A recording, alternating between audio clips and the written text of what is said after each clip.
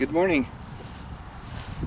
If you notice that the snow is all melted even from the backfield, it's kind of bright out, which is nice, but it's still pretty chilly. This next story has to deal with, starts out with a prospector back in the 20s or 30s, I believe, was out prospecting, and he fell through a hole about 15 feet,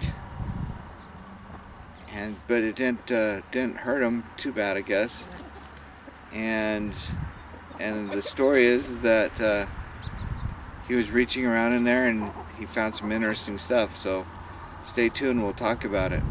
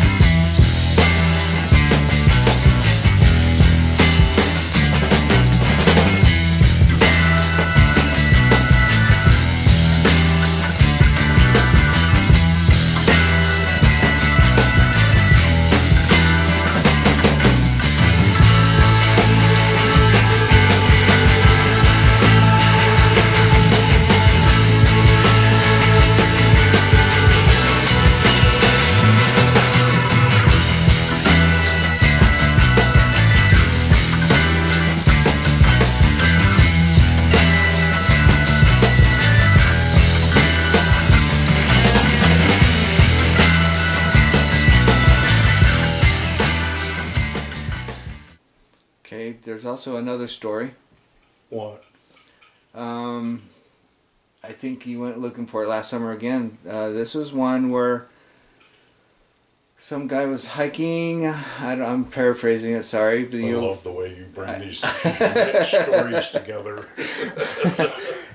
He was hiking, he fell through some brush, woods, tangled trees, something down into a pit, and was rescued by an Indian. Oh, I know which one you're talking about. And you went looking for it, and then again, we still need LiDAR. I noticed the look on my face. I knew we were warming up. But, okay, well, there's this site, this site, this site, and that site where the guy fell in. Yeah, well, this one where apparently if the Indian wasn't there, he'd probably be still there. Well, I may have done, I think me and Terry did an interview on this one, but yeah. The only reason I know anything about this one was because of someone else who came to me with a different story. And as a result of that, they had another story to add to it, another story. And then I had another guy call me out of the blue, never heard the story. I hadn't discussed it with him, and he shares a story with me that happens to be in the same area. So now you have two stories collaborating each other. About four of them. And they don't know each other. Right. And so it happens that way, you know, these coincidences, and you just can't ignore them. But the story that my friend relayed to me, I'm trying to decide whether I can tell you why he was up there or not. I think I can, but I've already done this on Terry Carter's video on one of Terry's.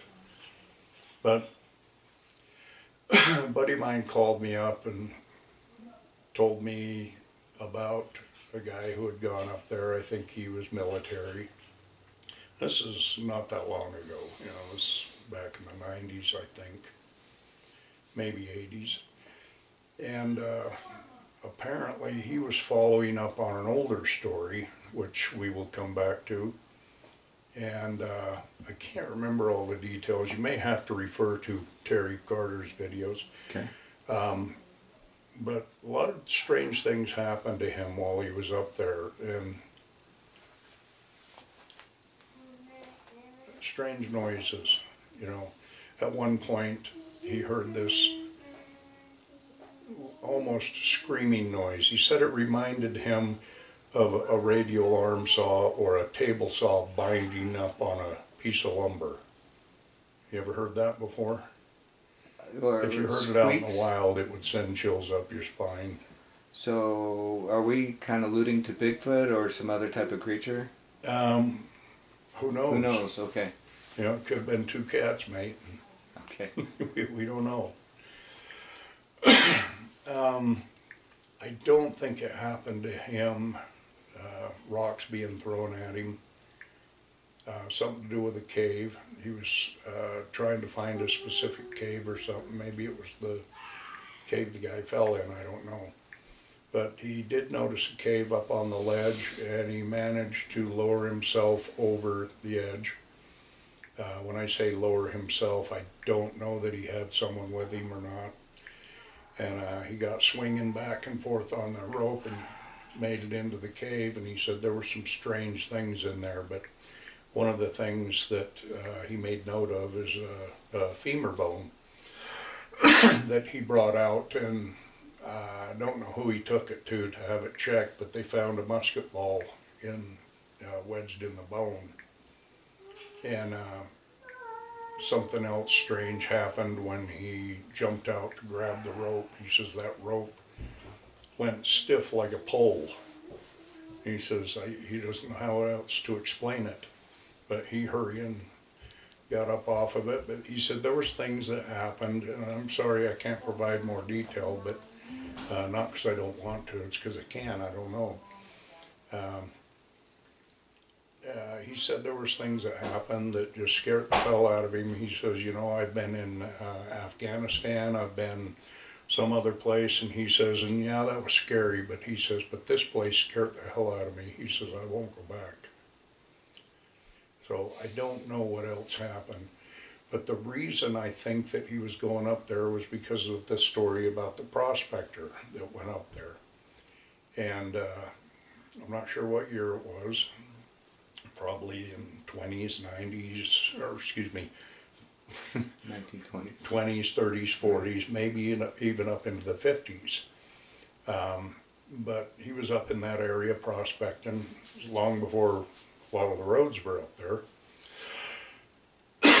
And he decided to go and check it out because it showed certain things that would interest a prospector. So, about 1920s, 30s, 40s, 50s. Yeah, the prospector noticed certain things and decided to go and check it out. And so he goes up to this crater-looking feature, and it's not a crater. It's what I would call a fountain location where water literally shot up out of the earth and washed out like a crater. And it's all conglomerate around there. It's different than the red ledges. The red ledges, of course, are red and conglomerate, and this was very much like it, but not red. It was more white than anything. But he was out in the middle of this crater, tromping around, doing whatever he's doing, and all of a sudden he broke through the ground. And it shook him up pretty good. Didn't break anything. Figures he fell about 15 feet. And he gets up and starts looking around. He can't see anything. All he can see is this little hole, this light coming through this little hole he fell through. And he immediately starts thinking, how in the hell am I going to get out of here? Because as far as he knew, nobody seen him go in. And didn't have anybody with him. And so he starts feeling around on the ground, and he picks something up that he says he's pretty sure was some kind of armor, like a breastplate or something. He puts it down, feels around. He said he picked something up that was kind of heavy. He says it felt like a brick, but it was much heavier. So it's some kind of a bar. Doesn't know whether it was silver, copper, lead, gold, whatever. Puts it back down. And once again, he starts thinking, how am I going to get out of here? And about that moment, he sees a rope come through the hole, dangling. He immediately grabs it. He knows that's the only way he's getting out.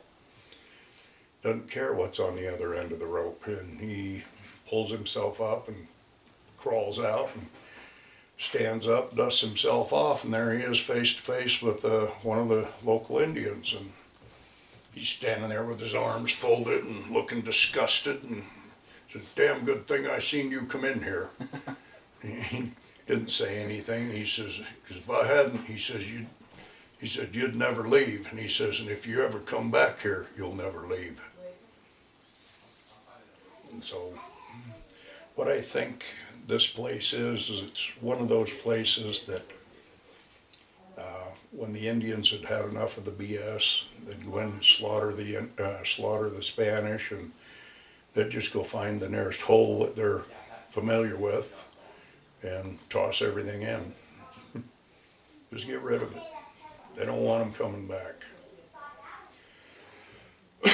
But it's a strange and unusual place. It's one of those places like the Henrys that just is eerie. But you said and tell what I found. Or didn't find. Yeah, okay. No, we didn't find anything new. Oh, one of the stories that I failed to mention is one thing that this guy noticed, I think it was the military guy, is these deer heads that were thrown up on the ledges and in the trees, and they were deteriorated at different stages. Yeah. It sounds awful like And that came from two stories. It could sound awful like a Bigfoot story to me. Well, one of the other stories I haven't told yet, that's probably what we're talking about. Do you have another story about Bigfoot there? Or somewhere? After I had talked to my buddy about this, and he shared the story with me, and this had to do with a big bird.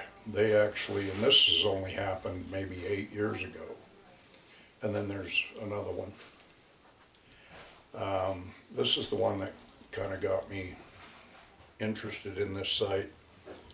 But him and his nephew were following up on the previous story about the Prospector. And the nephew took off up the side hill, kind of on an angle, heading towards the crater.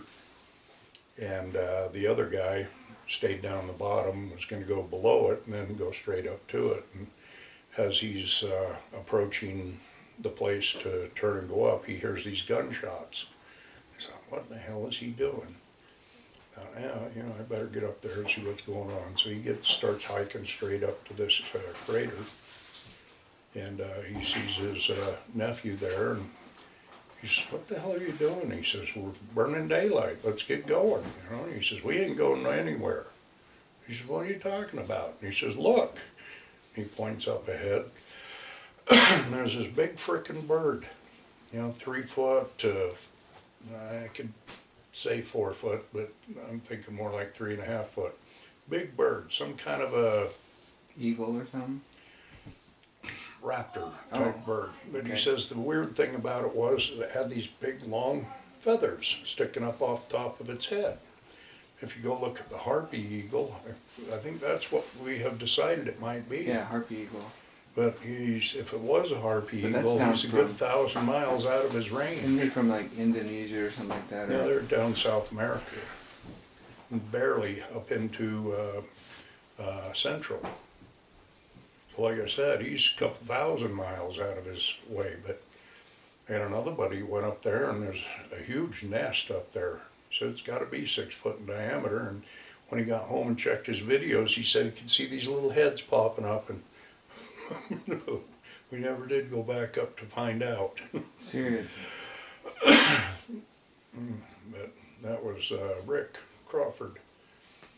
And but anyway, he said, "Well, shoot the damn thing." And his son said, his nephew said, "I just put 3 rounds into him." He says, "Give me that damn gun." He took his gun and he empties the clip on it. Puts 6 rounds into the bird. Doesn't even move. And his nephew goes and gets a big long stick and pokes the bird. And the bird reaches up with one talon, grabs the stick, yanks it out of his hands, and tosses it off to the side. He says, "I think we should leave." Well, they ended up just leaving. And they were a little nervous about going back up.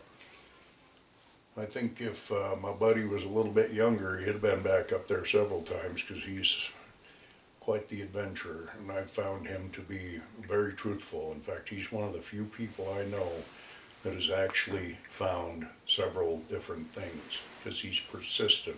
He's the kind of guy I'm looking for, but he's a little bit older than me.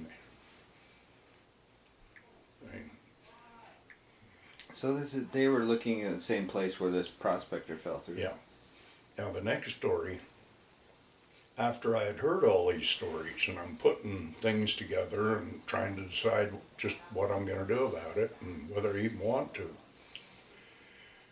another friend of mine calls me up and he says, hey, I was talking to a friend of mine. I got a story to tell you. Okay, he hasn't heard what I just experienced, doesn't know anything about it. And he says, I got a buddy that was up deer hunting up in that area, and he was going up this ridge, and there's this big crater looking thing up there, and I'm going, no, this isn't happening.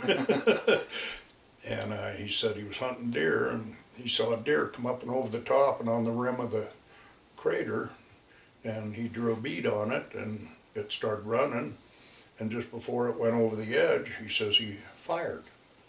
Figured that he'd hit it, and so he walked up to the crater and started walking down the ridge to where the deer disappeared, and sure enough, there it was down below, laying in the rocks.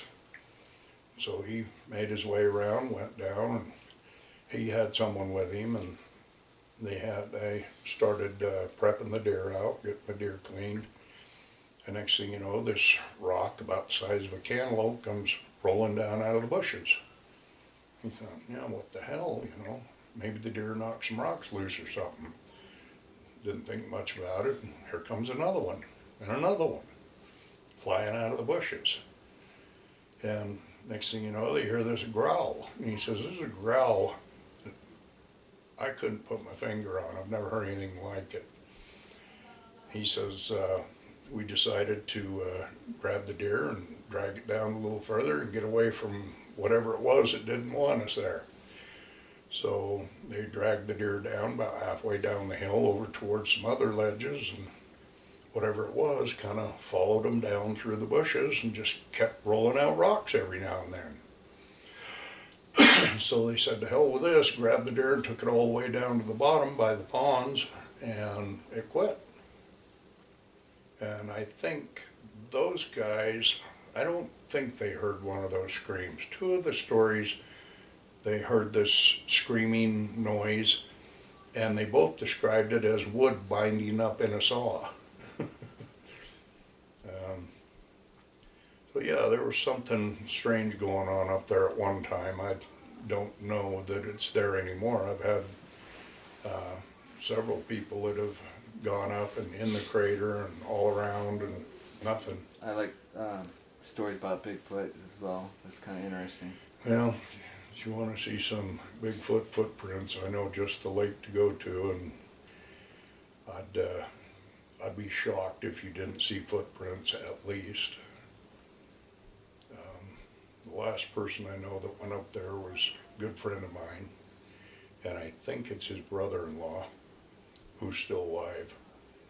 And he's the one that sent me some photos and told me about one of my friend's last adventures before he keeled over dead. And he says every time they go up there, they see something. Can you say the name? What lake is this? It's over there, west. Okay. Yeah, I can tell you where it's at if you're up for an adventure. It's not that bad to get into, I don't think. A lot of scouts hike over that way, but I don't know they're in the habit of checking the ground around the shorelines. But yeah, he sent me a bunch of photos. It's kind of cool. I'll have to see some of those. Well, it's something for me to remember him by too, because he was one of the best treasure hunting partners I've ever had. Although I am not a treasure hunter. Not really. But he was the one guy I could really depend on, and we got sad news about a year ago. What was his name? We've jumped from story to story to story, but that's kind of cool because It sets all about the same place. Yeah.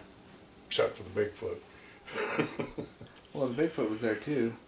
We don't know that. Could have been his brother. Maybe.